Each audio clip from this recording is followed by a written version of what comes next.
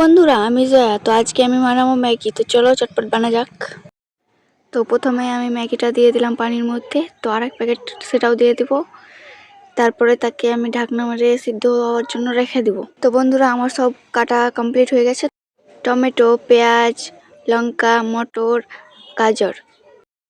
তারপরে আমি দেখে নিলাম সিদ্ধ হয়েছে কিনা। তো দেখো গাইস, সিদ্ধ হয়ে গেছে। তো কড়াইয়ের মধ্যে দিয়ে দিলাম তেল।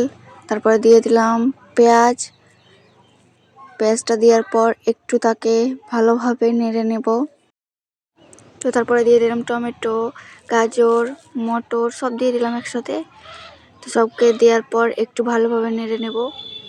তারপর একটা ডিমও দিয়ে দিলাম। তো ডিমটাকে দেওয়ার পর তাকে ভালোভাবে নেড়ে নাও। নেড়ে নেওয়ার পর এর মধ্যে দিয়ে দাও হলুদ, জিরা, ম্যাগি মশলা। তারপরে ভালোভাবে নেড়ে নাও। তারপরে ম্যাগিটা দিয়ে দাও। তো ম্যাগিটা দেওয়ার পরে ম্যাগিটাকে সময় ভালোভাবে নাড়তে হবে। তারপরে দিয়ে দিলাম লবণ, স্বাদ মতো লবণটা দিবা। তারপরে একটু তেল দাও, তলে যেন লেগে না যায়। তো গাইস দেখো, হতে চলে এসছে। তো টান হয়ে গেছে। তো কেমন হয়েছে অবশ্যই কমেন্টে জানাবা।